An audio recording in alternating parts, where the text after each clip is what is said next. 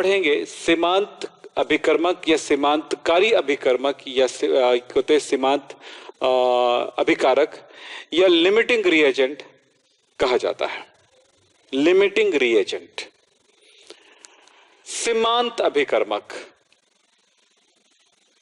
जो रिएक्शन को जिसके कारण, जिसकी कमी होने के कारण वो रिएक्शन समाप्त हो जाए, खत्म हो जाए। तो मैं यहां पर उसको डिफाइन करूंगा इस तरह से। यहां पर देखिएगा लिमिटिंग रिएजेंट की कुछ स्पेशल जानकारी आपको मिलने वाली है। वो क्या चीज है देखें, कुछ बातें। जब कोई रिएक्शन हो रहा हो, मान लेते हैं हम ऐसा कुछ लिख देते हैं, A plus B gives C plus D, ठीक है। A plus B gives C plus D.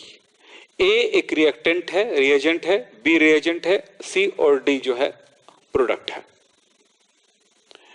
इन दोनों के रिएक्शन आपस में तब तक होता रहता है जब तक ये है और ये है। जब दोनों रहेगा तब रिएक्शन होगा। दोनों से कोई कम हो जाएगा या खत्म हो जाएगा, रिएक्शन करते करते खत्म हो जाएगा, तो वो रिएक्शन होना बंद हो जाएगा। बिल्कुल वैसे ही बात समझो कि आपके घर में चाय बनाना है तो चाय की पत्ती होती है, पत्ती प्लस क्या होता है, शक्कर होता है। चलो ये दोनों से मान लेते हैं, और पानी तो रहता ही है, पानी H2O। चलिए, तो लास्ट में बन जाती है चाय। समझो इस चीज को। आपके घर में शक्कर आती, चाय आती, दोनों आता है। जब तक शक्कर और पत्ती दोनों रहता है तब तक आपको क्या मिलता है, चाय बन मिलता रहता है, ठीक है। पत्ती, चाय और पानी जब तक है, तीन शक्कर, पत्ती, शक्कर और चाय, चाय पत्ती, शक्कर और पानी हो, तीनों हो, तब तक आपको क्या मिलती रहती है, चाय बन के मिलती है। किसी दिन आपने मम्मी को कहा कि मम्मी चाय बनाओ, तो मम्मी बोलती है नहीं बन सकता। तो आपने पूछा क्या शक्कर, तब क्या होगा, क्या चाय पत्ती दोनों खत्म, शक्कर पत्ती दोनों खत्म हो गया, शक्कर और पत्ती दोनों खत्म हो गया? तो बोलती नहीं नहीं नहीं, ऐसा नहीं है, शक्कर खत्म हो गया, पत्ती तो अभी है। ये खत्म हो गया और ये है तो भी चाय नहीं बन सकती है। कभी ऐसा होता है कि शक्कर है, पत्ती खत्म हो गया, तो भी चाय नहीं बन सकती है। क्या समझ में आया? जो पहले खत्म हो जाए, जैसे कि शक्कर खत्म हो गया, पत्ती है और ये रिएक्शन अब आगे नहीं बढ़ सकती, चाय नहीं बन सकता, तो जो पहले खत्म हो गया जिसकी वजह से चाय बनना बंद हो गया, उसी चीज को क्या कहेंगे यहां पर, लिमिटिंग रिएजेंट। अब समझ में आई बातें? वो हमारे लिए लिमिटिंग रिएजेंट होगी। यानी रिएक्शन के टाइम पर जो रिएक्टेंट पहले खत्म हो जाता है, यानी जो कम मात्रा में होती है, जिसका मास कम होता है, वो रिएक्टेंट जिसको हम कम मात्रा में लेते हैं, कम रिएक्टेंट होते हैं, उसी को कहा जाता है लिमिटिंग रिएजेंट। मैंने यहां पर लास्ट में लिखा है, वे अभिकर्मक जिसकी मात्रा कम होती है सीमांत अभिकर्मक कहलाता है। वे अभिकर्मक जो उस रिएक्शन में कम मात्रा में होती है लिमिटिंग रिएजेंट कहलाता है। यहां पर भी मैंने वही लिखा है, reactants that are low in mass is called limiting reagent. Limiting reagent, ठीक है। तो ये होता है लिमिटिंग रिएजेंट। थोड़ी सी और आगे बढ़ते हैं तो कुछ और बातें सुनने को मिलेगा। देखें यहां पर कैसे कहा गया, देखो तो, वे अभिकर्मक जो कम मात्रा में रहते हैं, कुछ समय पश्चात अभिक्रिया में प्रयुक्त हो जाता है, यानी कि वो खर्च हो जाता है, खर्च हो जाता है, जिससे आगे कोई रासायनिक अभिक्रिया नहीं होती है, यानी रासायनिक क्रिया होना रुक जाता है, उसे हम क्या कहते हैं, चाहे दूसरे अभिकर्मक की मात्रा कुछ भी हो, यानी उसकी मात्रा और भी कितने मात्रा में हमारे पास हो, यानी हमारे पास शक्कर कितनी भी, हमारे पास चाय पत्ती पूरे बोरी बोरी भरा हुआ है, लेकिन शक्कर हमारा 1 ही किलो था और वो काम करते करते खत्म हो गया, तो अब चाय नहीं बन सकती, मतलब शक्कर लिमिटिंग है। तो जो भी चीज उस काम को होने के लिए, उस रिएक्शन को होने के लिए जितनी आवश्यक है, उस मात्रा से अगर कम है तो उसे लिमिटिंग रिएजेंट कहेंगे। अब लिमिटिंग रिएजेंट को एक कैलकुलेशन के द्वारा पता लगाएंगे कि कौन कितनी लिमिटिंग रिएजेंट होता है। तो एक न्यूमेरिकल देखें आप यहां पर तो कोई न्यूमेरिकल है ही नहीं है। जैसे ये रिएक्शन अगर हो रहा हो, hydrogen 2H2 plus O2 gives H2O, तो इस रिएक्शन में आप क्या समझते हो कि अगर इसका हम मोलार मास पता लगाएं तो क्या होगा? मोलार मास कितना होगा? एक हाइड्रोजन का मास होता है H11, याद किए हो तो यहां पर 4 हाइड्रोजन है, सो होगा 4। ऑक्सीजन आपने याद किया 816, तो यहां पर 2 है, तो ये 16 दूने 32। हाइड्रोजन पानी कितना हो जाएगा? पानी का एटॉमिक मॉलिक्यूलर मास होता है 18, 18 दूनी 2 यानी कि 36, तो ये 36। मतलब ये हुआ कि अगर इस रिएक्शन को कंप्लीट होना है, इस रिएक्शन को कंप्लीट होना है तो इसी रेशियो में होना चाहिए, 4:32:36। अगर इनमें से अगर मैंने ले लिया 3 ग्राम ये ले लिया हाइड्रोजन, तो ऐसा नहीं है कि ये मतलब ये हमने 32 ग्राम लिया है वो रिएक्शन कर जाएगा, 36 ग्राम भी रिएक्शन कर जाएगा।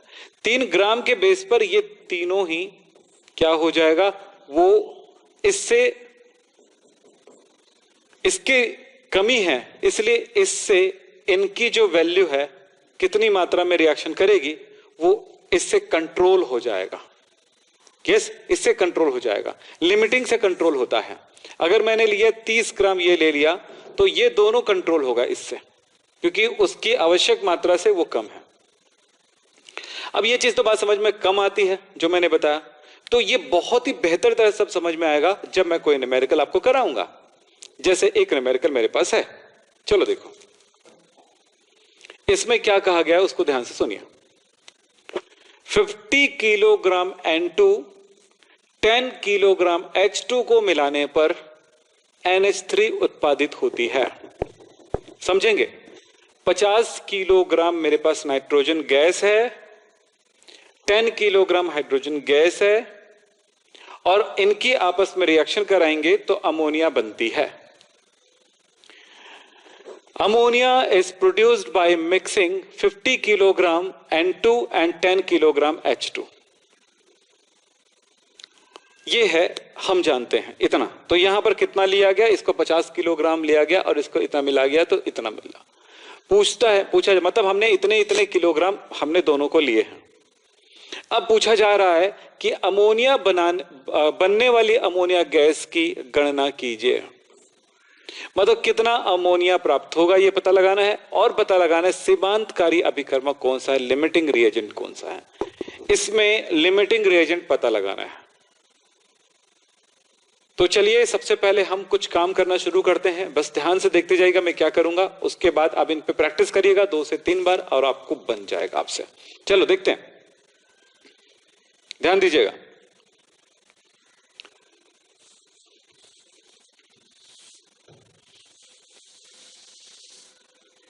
चलो सॉल्व करते हैं। रिएक्शन क्या है इसमें?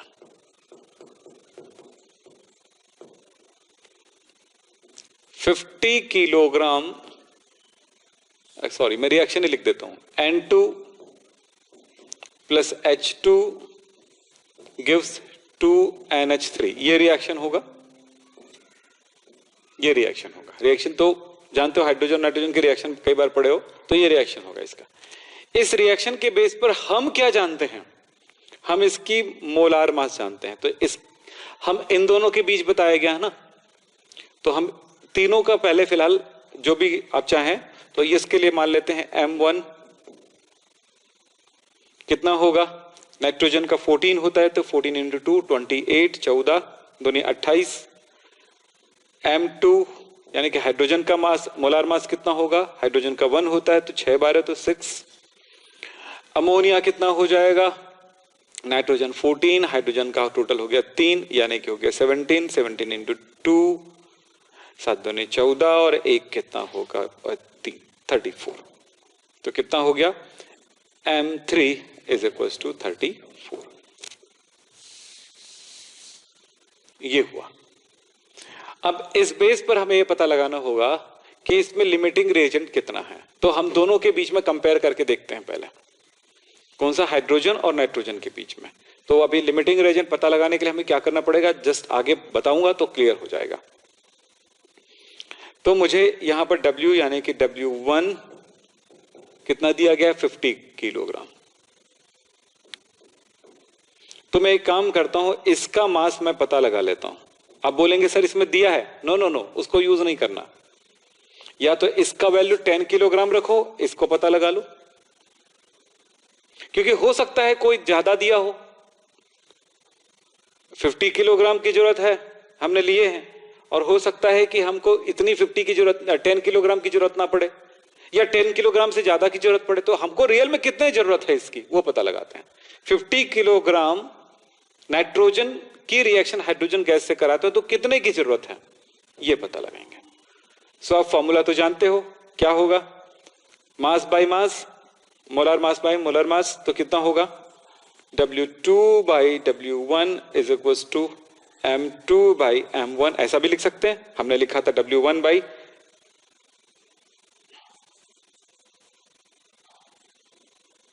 W2 by W1 and M2 by M1। तो हमें क्या लेना है, W2 कैलकुलेट करना है। तो क्या हो जाएगा, M2 into W1 by M1। हम कैलकुलेट करते चलते हैं, चलिए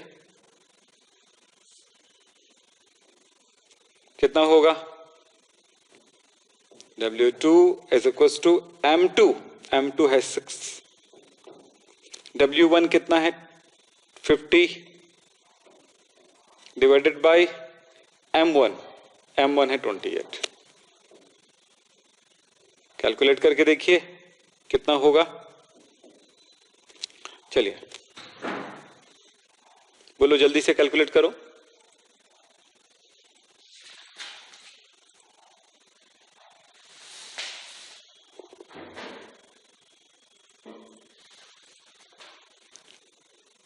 .71, तो इसका आ रहा है 10.71 किलोग्राम। अब आप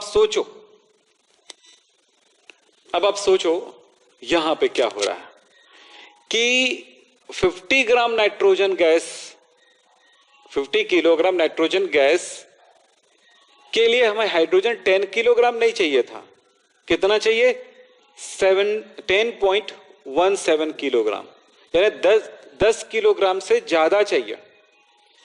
अब सोचो कौन ज्यादा कौन कम है, कि 50 किलोग्राम के लिए कितना चाहिए हमें, ध्यान से सुनो, 50 किलोग्राम के लिए हमें कितना चाहिए, 10 किलोग्राम नहीं, ज्यादा चाहिए। वो कितना चाहिए, 10.71। लेकिन हमें तो 10 दिया गया है। सो यहां पर जो जिसकी वैल्यू कम आएगी वही लिमिटिंग है। और कहां से, इस क्वेश्चन में से देखना है, ये नहीं कि ये कम है सर 50 से लेके चलेंगे, इससे तो ये कम, ऐसा नहीं।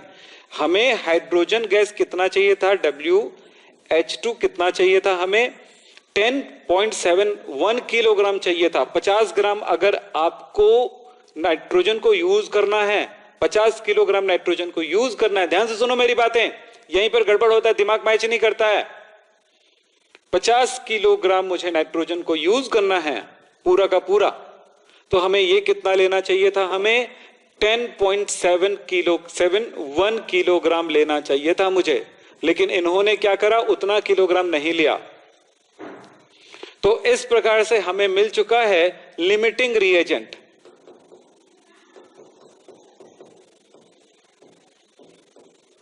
लिमिटिंग रिएजेंट कौन है, H2। और लिमिटिंग रिएजेंट की वैल्यू कितना दिया है क्वेश्चन में, उसके बेस पर काम करना है हमें।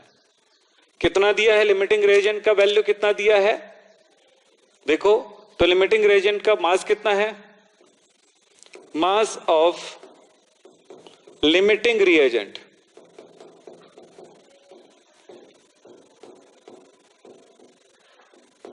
कितना है, 10 kg। तो बोलोगे सर ये कैलकुलेट क्यों किए, फिर हमने ये पता लगाने के लिए कैलकुलेट किया कि लिमिटिंग रिएजेंट इनमें से कौन सा है। आपको 2 बार करा रहा हूं इस क्वेश्चन को, एक बार मैंने ये इसको लेकर के मैंने लिमिटिंग रिएजेंट पता लगाया, इसको लेकर के भी मैं लिमिटिंग रिएजेंट पता लगा सकता हूं। अभी जो पता लगाया उसको आप एक बार नोट कर लीजिएगा। फिर सेकंड टाइम और लिमिटिंग एक दूसरे को लेकर के, क्योंकि मैंने इसको यूज ही नहीं किया था इस जगह पर, मैंने इसका यूज किया था। सेकंड टाइम मैं ये भी कराऊंगा। चलो आपको पता चल गया कितना है लिमिटिंग रिएजेंट की वैल्यू, 10 किलोग्राम। तो अब मुझे वर्क करना होगा इस 10 किलोग्राम के बेस पर। अब मुझे यहां पर वर्क करना पड़ेगा।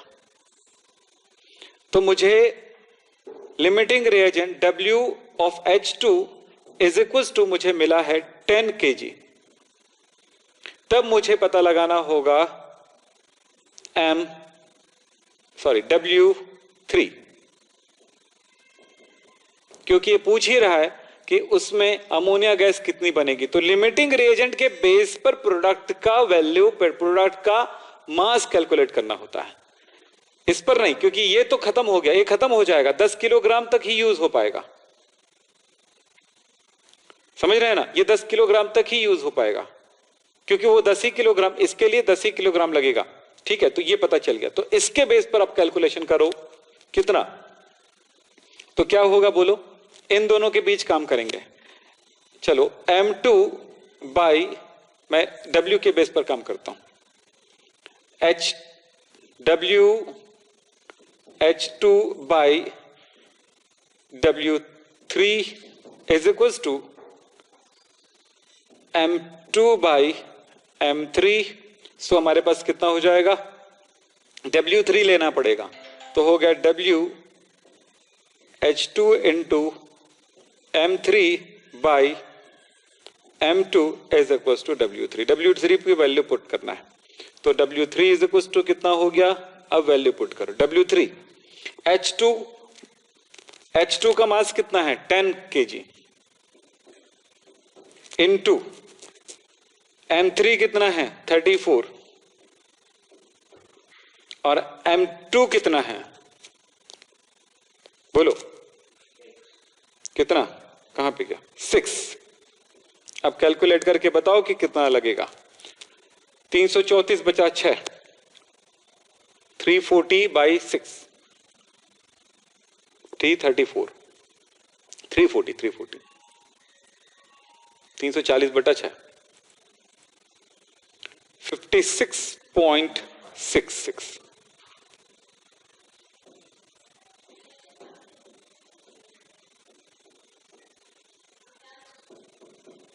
अमोनिया हमें मिलेगा इस रिएक्शन से इतना। अब मतलब ये हुआ कि हमारे पास जो है, ये जो है एक्सेस में था, ये कम था, तो अब कितना एक्सेस में, ये भी पता लगाने का भी क्वेश्चन बन सकता है। तो चलिए मैं इसको पहले आप सॉल्व करेंगे, नोट करेंगे, फिर उसके बाद एक बार और बताऊंगा आपको। ठीक है, चलिए देखते जाइए, आगे आपको क्लियर होते जाएगा। तो ये बेटा वो उस लेवल से आप आगे बढ़ने की चीज है ना, थोड़ा ध्यान रखना, ये हमेशा ध्यान रखना कि किसी भी चैप्टर में जब जाते हो तो उस चैप्टर की शुरुआत से करेंगे। अगर मैं चैप्टर 2 भी चालू करूंगा जिस टाइम, उसमें चैप्टर 1 से ही स्टार्ट करेंगे आप पढ़ाई करना, क्योंकि 11th की जो हर चीज जो है बेसिक से ही ऊपर उठता है। हो गया होगा आपका। अब जैसे मैंने शुरुआत यहां से किया, इसको लेकर के किया, अगर मैं चाहूं तो मैं इससे भी शुरुआत कर सकता हूं। उस टाइम मेरे, तो आपके दिमाग में रहेगा सर मैं इसको क्यों लूं कि इसको लूं, मेरे दिमाग में चल रहा है, ये नहीं, बिल्कुल ऐसा नहीं सोचना। आप सोचो एक बार फिर, मैंने इसको लिया था ना शुरुआत में, तो मैं इनको ले लेता हूं, तो भी ये क्वेश्चन बनेगा, तो भी क्वेश्चन हर स्थिति में बनती है। चलो चेक करते हैं। तो मैंने इनको क्वेश्चन मार्क ले लिया, और इसको मैंने लिया W2 है, तो इसके लिए हाइड्रोजन का मैंने मास यूज किया, तो ये 10 किलोग्राम। ठीक है, अब इस जगह पे क्या होगा, फॉर्मूला आपके पास एक ही सिस्टम है, W1 by W2 is equal to M1 by M2। तो क्या हो गया, W1 is equal to M1 into W2 by M2। So हमारे पास क्या M1 की वैल्यू 28 इंटू W2 की वैल्यू कितना है 10 बाई M2 की वैल्यू कितना है 6। अब कैलकुलेट करके देखो कितना आता है, 28, जल्दी करिए, ये आ रहा है 46.66 किलोग्राम। अब सोचेंगे आप इसके बारे में, सोचेंगे हमने क्या सोचना है। अब हम सोचेंगे यहां पे हमें नाइट्रोजन 10 किलोग्राम हाइड्रोजन के रिएक्शन के लिए, समझो 10 किलोग्राम हाइड्रोजन के रिएक्शन के लिए हमें ये 46 किलोग्राम ये चाहिए था। हेलो, क्या बोला हमने? 10 किलोग्राम हाइड्रोजन के रिएक्शन के लिए हमें ये 46 किलोग्राम चाहिए था। कौन कौन है ये? N2। लेकिन ये 46 से ज्यादा दिया है, तो एक्सेस रिएजेंट क्या हुआ? ज्यादा दिया ना, 46 चाहिए था हमको ओनली, लेकिन ये दिया कितना? 50। तो एक्सेस रिएजेंट हमारे पास क्या हुआ? N2। तो लिमिटिंग क्या हुआ? लिमिटिंग रिएजेंट, अधिकतम रिएजेंट बोल सकते हो, लिमिटिंग नहीं कहेंगे उसको, ज्यादा मात्रा में दिया गया है। वो कौन सा दिया है? N2। तो लिमिटिंग क्या है? लिमिटिंग हमें पता चला, क्योंकि ये ज्यादा मात्रा में दिया है, तो कम मात्रा में कौन है? जो कम है वो कौन है? जितनी जरूरत थी, जितनी जरूरत है जो रिएक्शन में भाग लेती, वो है हाइड्रोजन। हाइड्रोजन। तो लिमिटिंग रिएजेंट का मास कितना है वो पता लगा लो। लिमिटिंग रिएजेंट का मास का द्रव्यमान, मास ऑफ लिमिटिंग रिएजेंट, द्रव्यमान कितना है? 10 kg। और जो भी कैलकुलेशन होगा, अगला कैलकुलेशन होगा वो इसी लिमिटिंग के बेस पर होगा। तो लिमिटिंग तो 10 किलोग्राम हो गया, तो हमें यहां पे पता लगाना है W3 अमोनिया का। क्वेश्चन में लिखा है लिमिटिंग पता लगाओ और फिर उसकी पहचान करो। सो ये भी कर सकते हो आप। तो आप बोलेंगे सर हमारे टीचर ने अगर ऐसा, वो हमारे तुम्हारे टीचर नहीं होता, साइंस होता है सबका एक। चाहे आपके टीचर का हो, चाहे मेरे टीचर का हो, चाहे मैं हूं या आप हो या कोई दुनिया का आदमी हो, सबके लिए साइंस एक होता है। तो हमें तो पता लगाना, क्वेश्चन तो हमारा यही था ना कि लिमिटिंग रिएजेंट कौन सा है, हमें तो यही पता लगाना है ना। सेकंड, कि उस सीमांतकारी अभिकर्मक जो है उसके आधार पता लगाना है, और अमोनिया का मास पता लगाना है। तो अमोनिया का मास के लिए क्या करोगे? फिर वही बात हो जाएगी यहां पे कि W2 by W3 is equal to M2 by M3। तो हमें क्या कैलकुलेट करना है? W3। तो क्या हो जाएगा? W3 इज इक्वल टू कितना हो जाएगा? W2 into M3 by M2। Calculate करो। W2 कितना है? W2 ये 10 इंटू M3 34 और M2 कितना है? 6। कैलकुलेट करोगे तो वही आएगा जो भी किए थे थोड़ी देर पहले। कितना? 340/6 कितना बोले? 56.66। तो इसकी वैल्यू आएगी 56। आया कि नहीं? ऐसे ही आया क्वेश्चन का आंसर 56.66 किलोग्राम अमोनिया। आंसर ऐसे ही है। तो एक जो चीज है समझने वाली बात है कि लिमिटिंग रिएजेंट है क्या, कैसे कैलकुलेट करेंगे।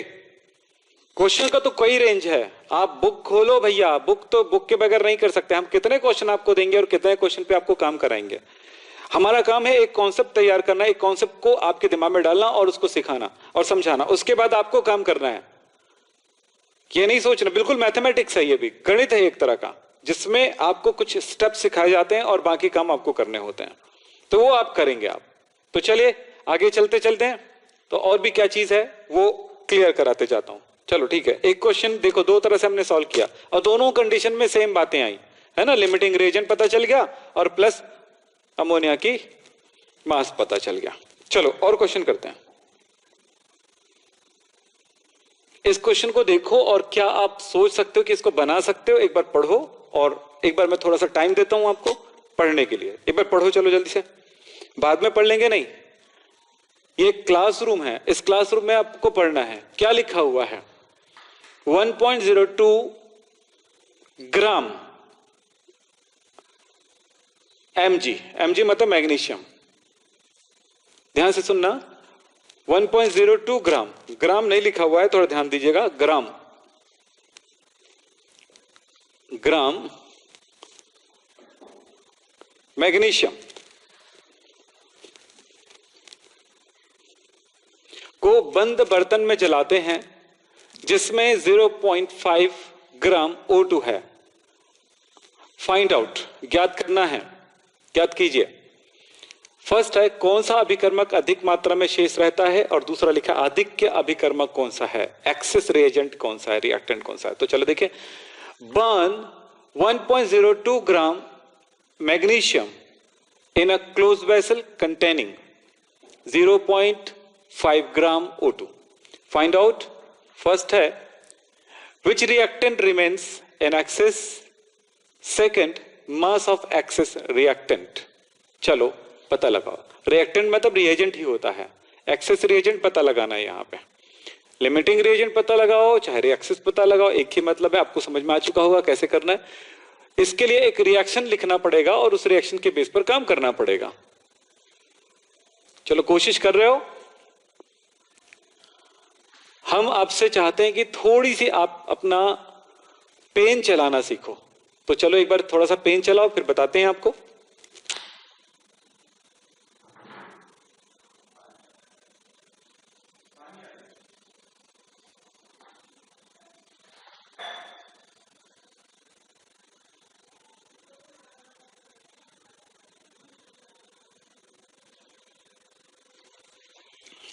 चलो कुछ सोचे होगे बेटा आप लोग, क्या सोचे बताओ जल्दी से।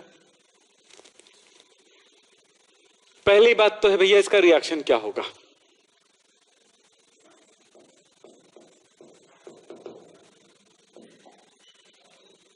रिएक्शन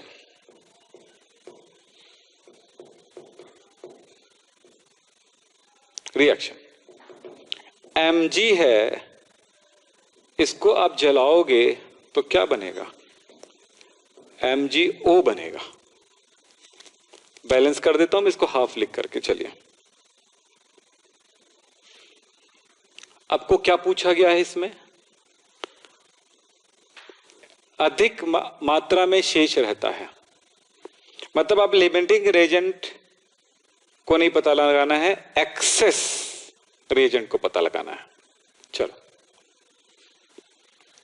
तो सबसे पहले तो काम करना है भैया M के लिए, M मतलब मोलार मास। तो यहां हो जाएगा M1। अब आपको मैग्नीशियम को याद कराया था मैंने, मैग्नीशियम 12-24, ऑक्सीजन याद कराया मैंने 8-16। चलो तो ये कितना है 24, और ये एक ही ऑक्सीजन है O2/2, हाफ O2 मतलब एक ऑक्सीजन, तो इसके लिए 16 होगा। तो M2 कितना हुआ 16। अब आपको क्या दिया है उसको सोचो, आप किसी एक को यूज करो। आप यहां पे बोला था ना, तो W1 को मैं यूज कर लेता हूं। तो W1 कितना दिया है 1.02 ग्राम, और W2 आप कैलकुलेट कर लो, उससे कोई लेना देना नहीं है, यहीं पर खेल खत्म होने वाला है। तो क्या होगा, फॉर्मूला आपको याद है W1/M1। ये फॉर्मूला बार बार W1/W2 वैसे लिख सकते हो, W1/M1 भी लिख सकते हो, चलेगा। W1/W2 is equal to M1/M2। तो हमको क्या कैलकुलेट करना है बोलो, W2। तो W2 इज इक्वल टू क्या हो जाएगा, W1 इंटू M2/M1। ठीक है। So W2 is equal to W1 1.02 into M2 16/M1 24। क्या वैल्यू आया W2 की वैल्यू कितनी आई? W2 मतलब ऑक्सीजन, चेक करो 1.02 into 16 divided by 24, 0.68। सोचो 0.68, इतने ग्राम के लिए हमें जरूरत कितनी है ऑक्सीजन की? ये कितना था? 0.6। ये देखिए 0.5 की जरूरत है, नहीं 0.68 की जरूरत है। हेलो, ध्यान से सुनो बेटा, बहुत गड़बड़ होने वाला है, दिमाग काम करता नहीं है। एक से दो बार मैंने बोला ना, इस चीज को सीखने के लिए एक टाइम लगता है, और टाइम लगता है मतलब थोड़ी सी उस चीज को दोबारा करके देखोगे, कुछ सोचने की कोशिश करोगे तो होगा। पहले मैं सोचने वाली बात बताता हूं। मुझे 24 ग्राम कितना, मुझे 1.02 ग्राम मैग्नीशियम को जलाना है, तो मुझे ऑक्सीजन चाहिए 0.68 ग्राम। इतना ऑक्सीजन चाहिए, लेकिन मुझे उतना ऑक्सीजन प्रोवाइड किया ही नहीं गया है। मुझे ऑक्सीजन सिर्फ दिया गया है कितना? मुझे ऑक्सीजन सिर्फ दिया गया है 0.5, यानी इससे ये कम है। हेलो, इससे ये कम है,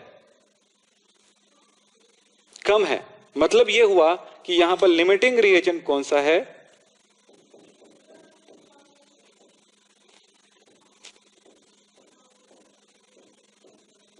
लिमिटिंग रिएजेंट मेरे पास है ऑक्सीजन, O2, क्योंकि मुझे चाहिए कितना था? इतना चाहिए था। इतने किलोग्राम के लिए, इतने ग्राम के लिए मुझे ऑक्सीजन चाहिए था उतना ग्राम, जबकि उससे कम है। ये लिमिटिंग हो गया। इसका सीधा सा मतलब है एक्सेस में कौन है मेरे पास, कौन सा अभिकर्मक अधिक मात्रा में शेष रहेगा। मतलब हमारे पास ये लिमिटिंग है तो ये ज्यादा है, तो मेरे पास ज्यादा कौन रहेगा? मैग्नीशियम रहेगा। ठीक है, कितना रहेगा? मैग्नीशियम रहेगा। तो एक्सेस रिएजेंट कौन सा हुआ?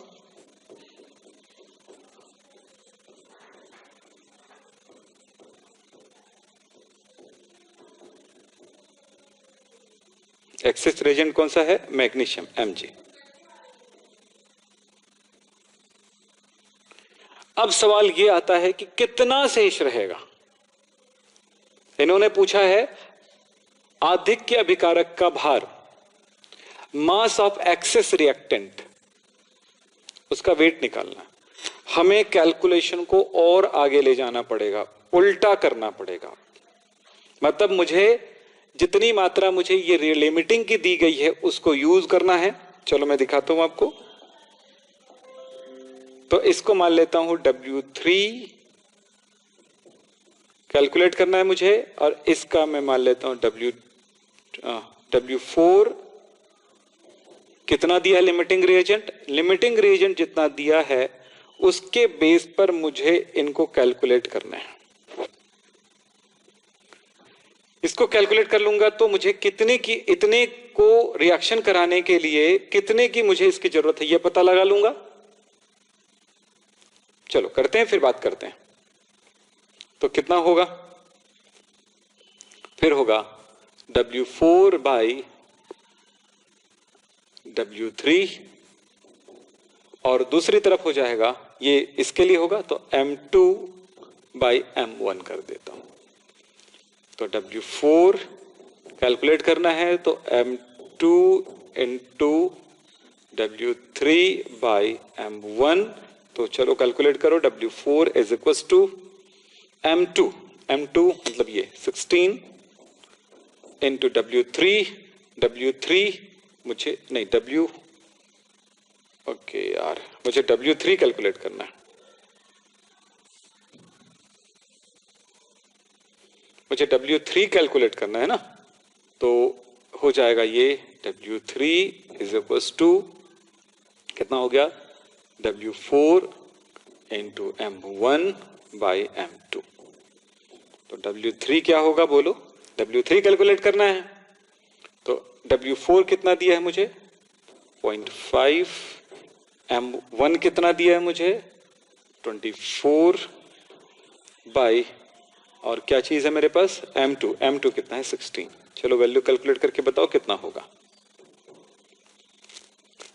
ये हो गया 12/16।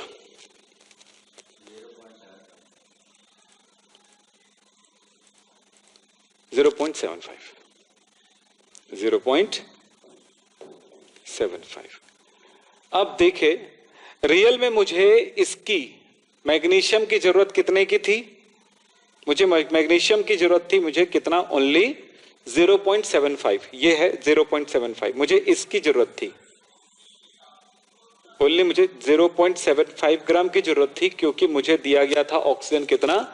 0.5। तो इससे ज्यादा है मेरे पास, तो कितना एक्सेस में है? तो एक्सेस मास कितना होगा?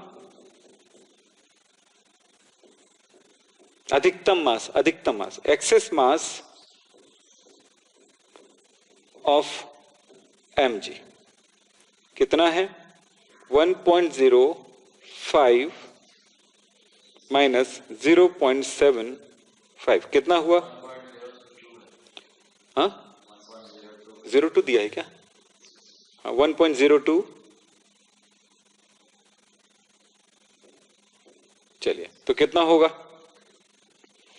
तो हो जाएगा 0.2, हाँ 0.27 ग्राम। ये इसका आंसर है। इस क्वेश्चन को भी 2 से 3 बार आप प्रैक्टिस करोगे, इस क्वेश्चन को भी 2 से 3 बार प्रैक्टिस करोगे तो ये एक रेंज तक पहुंच गए हो इस चैप्टर में। आप समझो। आप अब मैं कहूंगा इस रेंज तक पहुंचने के बाद आप अपने बुक्स के शुरुआत से आप क्वेश्चन सॉल्यूशन करना शुरू करिए जो न्यूमेरिकल्स दिए गए। लेकिन हाँ, जो मैंने पढ़ाया उसको ईमानदारी से पढ़ना होगा, तब यह चैप्टर क्लियर समझ में आएगा। ये ध्यान रखिएगा। फिर हमारे पास और भी बातें हैं जो समझाने लायक है, जैसे सिग्निफिकेंट फिगर है, आपको मुझे बताना है, एम्पिरिकल फॉर्मूला वगैरह आपको देना है। बहुत सारे टॉपिक बचे हुए हैं, लेकिन सही तरह से पढ़ने का एक तरीका यही है। तो चलिए, आपको समझ में आ गया लिमिटिंग रिएजेंट और उससे रिलेटेड बहुत सारे क्वेश्चन आपके पास आएंगे। तो कुछ क्वेश्चन मेरा काम है सॉल्व करना और सिखाना। तो चलिए बेटा, ये बहुत सारी चीजें आपने देखा है। अब आगे चलते हैं और थोड़ी सी बातें करते हैं, आगे बढ़ें। ठीक है, क्लियर है? तो कैसे करना है, क्वेश्चन को देखना, क्वेश्चन को बार बार रीड करेंगे। क्वेश्चन जैसा आपको डायरेक्शन देगा वैसे जाना है, नहीं कि ऐसे देख लिए इसका वैल्यू होता है इसमें पुट करें, ऐसा नहीं होता है। केमिस्ट्री, फिजिक्स, इन दोनों में बिल्कुल ऐसा नहीं होने वाला कि क्वेश्चन देखें और पुट कर दिए हो गया वैल्यू। बहुत सारे बच्चे बोलते हैं सर हमको न्यूमेरिकल बनाने नहीं आता है। भैया, इतने सालों से आप लोगों ने क्लास 10 तक कितने मैथ्स बनाए होंगे, लेकिन वो मैथ्स तब काम आएगा जब आप कॉन्सेप्ट को समझेंगे। यहां पर सबसे बड़ा मजबूत पक्ष होता है कॉन्सेप्ट यानी थ्योरी। समझ रहे हो ना? थ्योरी, सिद्धांत, वो बहुत मजबूत पक्ष होता है। जो हम शब्दों में जो बोलते हैं वो बहुत मजबूत पक्ष होता है। वो क्लियर होगा तब न्यूमेरिकल होगा। ऐसा नहीं कि इसका न्यूमेरिकल ऐसे बनता है तो हर क्वेश्चन का न्यूमेरिकल वैसे बनेगा। हर बार कुछ पलटवार करता है न्यूमेरिकल्स। आंकिक प्रश्न, संख्यात्मक प्रश्न हर बार कुछ पलटवार करेगा। इसलिए एक लेवल तक जाने के लिए आपको सिस्टमैटिक तरीके से पढ़ना पड़ेगा, मेहनत वाला स्टूडेंट बनना पड़ेगा, ये ध्यान रखिए। चलो, हार्ड वर्क बहुत जरूरी है। एक क्वेश्चन है, आप इसे नोट करो, इसको बना के आप हमें बताओगे क्वेश्चन क्या लिखा है। समझो एक बार। कैल्शियम कार्बोनेट का जलीय HCl से क्रिया कराने पर यह कैल्शियम क्लोराइड और कार्बन डाइऑक्साइड बनता है। एक रिएक्शन बताया गया है, ये कह रहा है कि ये होता है। मेरे क्वेश्चन में बता दे रहा हूं, ये कह रहा है कि ये होता है।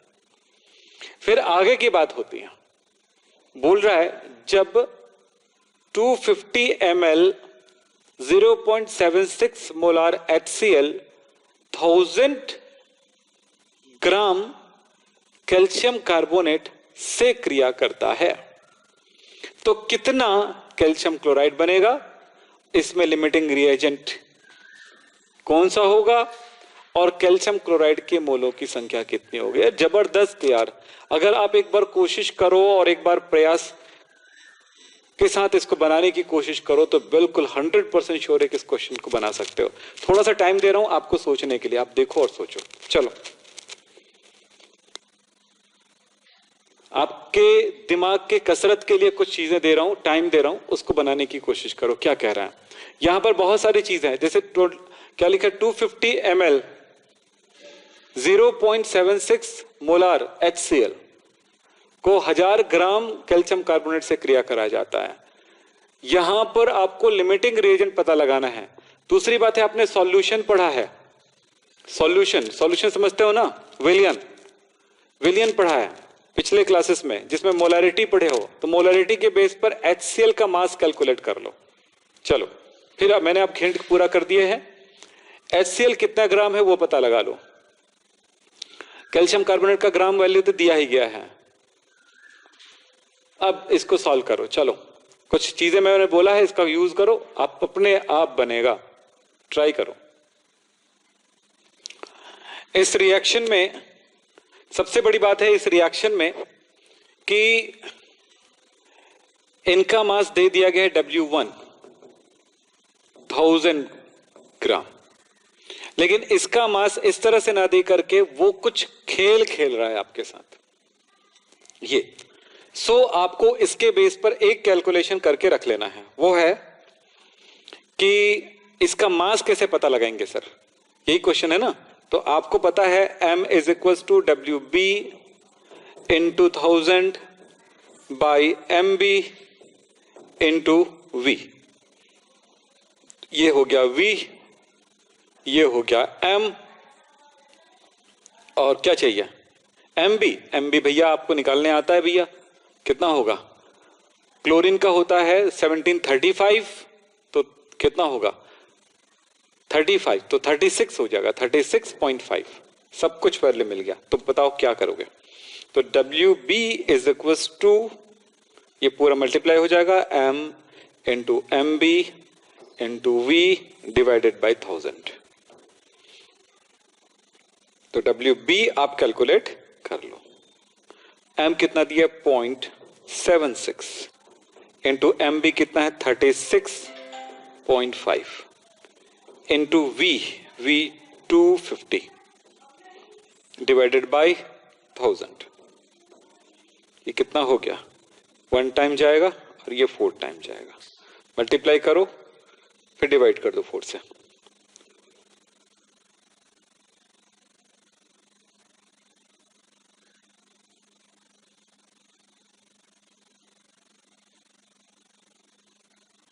इसकी वैल्यू आ रहा है 6.935,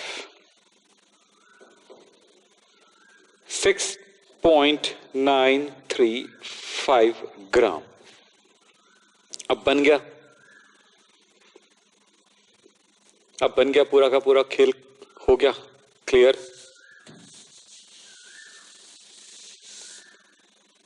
अब बताओ क्या करोगे। इस रिएक्शन के बेस पर काम करना होता है तो रिएक्शन मैं दोबारा लिख देता हूं, CaCO3 plus 2HCl gives CaCl2 plus CO2 plus H2O। हमें किनके बीच करना है काम, इन तीनों के बीच में। तो इनका मॉलिक्यूलर मास होगा M1 इज इक्वल टू हो जाएगा 100, कैलकुलेट करके देख लो उतना ही आएगा।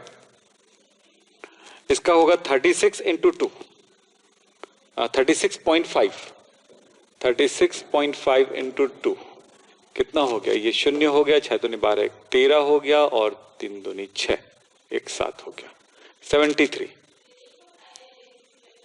M2 इज इक्वल टू 73 हो गया। कैल्शियम के साथ क्या होगा 35 इंटू 2, ये 10 और 11 और एक साथ 71 और 71 किसका बोला था मैंने, इसका क्लोरीन का, और प्लस कैल्शियम कितना होता है 40, तो कितना हो गया 1, और ये हो गया 11, 111। तो M3 इज इक्वल टू 111, ये होगा। अब इसमें लिमिटिंग रिएजेंट के बारे में पता लगाएंगे कि कितना है। आपको साफ नजर आ रहा है कि 1000 ग्राम लिखा हुआ है, तो WB कितना लिखा है 1000 ग्राम।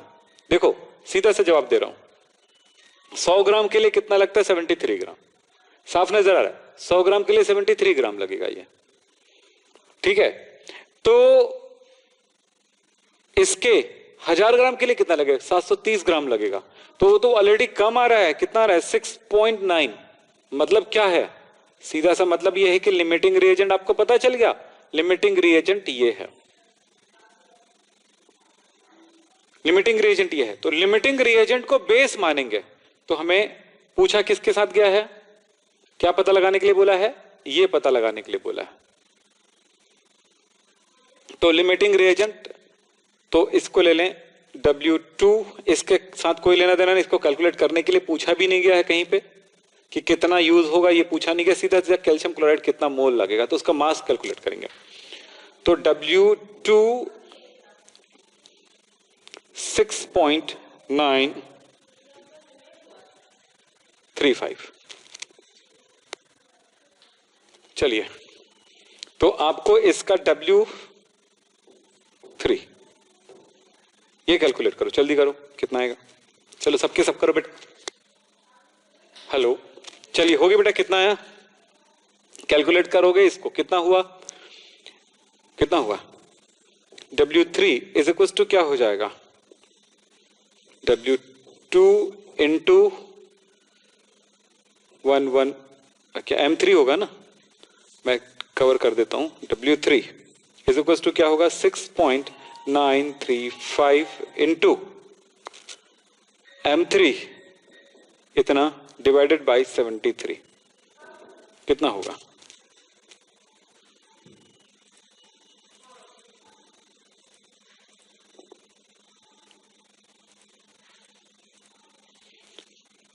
$10.545 इतना ग्राम बनेगा इसका। 73 ग्राम में इतना बनता है, तो इतने ग्राम में इतना ग्राम बनेगा।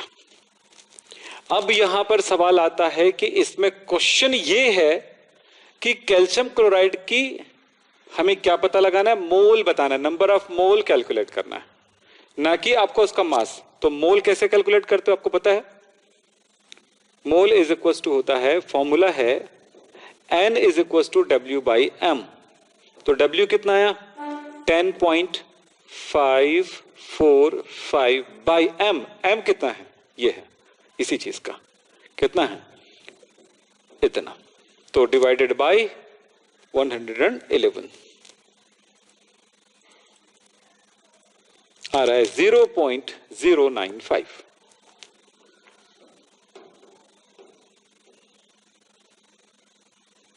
मोल, यही है आंसर।